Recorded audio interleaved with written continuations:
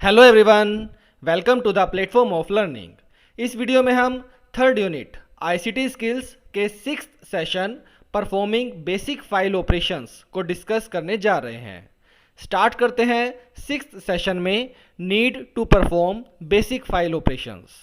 File operations क्या क्या होंगे?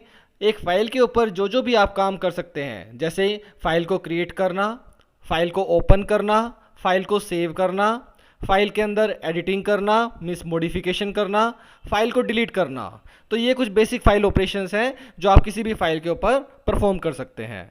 अगर हम देखते हैं किसी स्कूल में या ऑफिस के अंदर, तो जो अगर टीचर है स्कूल के अंदर, उसका हर एक का अपना एक सेपरेट कैबिनेट होता है जिसके अंदर वो डिफरेंट स्टूडेंट्स की, जो कि अलग अलग क्लासेस के अंदर हैं, वो अलग अलग शेल्फ के अंदर फाइलों को रखते हैं, जिससे कि कंप्यूटर से इंफॉर्मेशन को निकालना बहुत आसान हो जाता है।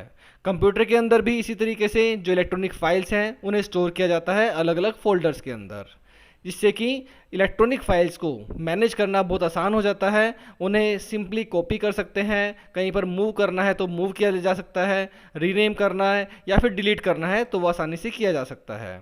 फाइल्स एंड फोल्डर्स, कंप्यूटर के अंदर जो भी इंफॉर्मेशन है वो सारी की सारी फाइल के अंदर स्टोर रहती है।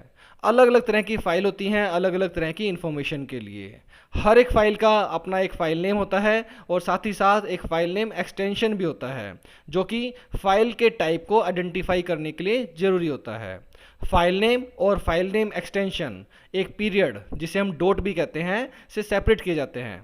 फॉर एग्जाम्पल, अगर एक डॉक्यूमेंट फाइल है जिसका नाम नेहा है, उसे अगर आपने नोटपैड के अंदर बनाया है तो वो क्या होगा? नोटपैड होता क्या है? पहले एक कंप्यूटर एप्लीकेशन है जो कि टेक्स्ट फाइल को यूज़ कर बनाने के लिए यूज़ की जाती है।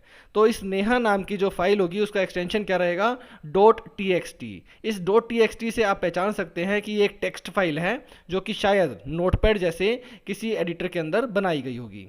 अलग अलग तरह की और भी फाइलें होती हैं, जैसे कि dot D O C means document, dot XL S जो कि एक्सेल की स्प्रेडशीट की फाइल होती है, और भी बहुत सारी।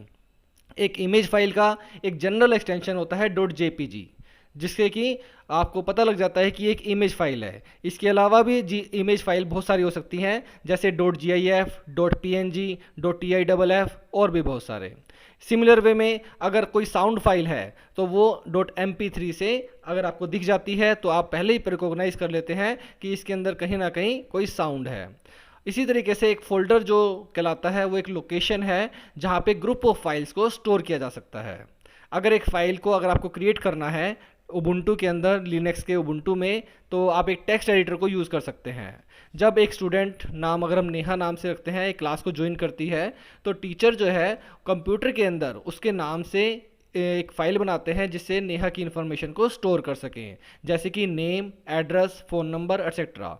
जब आप भी अपने स्कूल में एडमिशन लेते हैं तो आपकी सारी इन्फॉर्मेशन एक फ़ाइल के अंदर स्टोर कर दी जाती हैं, जिसमें आपके नाम, student ID, roll number, class, section, father name, mother name, Aadhaar card information, bank की इन्फॉर्मेशन, और भी बहुत सारी इन्फॉर्मेशन उस पर्टिकुलर फाइल के अंदर स्टोर रहती है।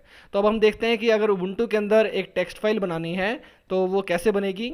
आप सिंपली जो नीचे जैसे फिगर्स दिखा रखी हैं, ये उबुंटू में एडिटर है, टेक्स्ट एडिटर। इसको ओपन करेंगे आप तो यहाँ पर एक ये टेक्स्ट एडिटर ओपन हो जाएगा।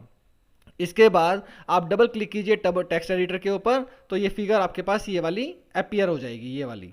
ठीक है, तो एक ब्लैंक डॉक्यूमेंट ओपन होगा जहां पर आप अपना जो भी टाइप टेक्स्ट, जो भी आपका टेक्स्ट है वो आप टाइप करना चाहें वो कर सकते हैं।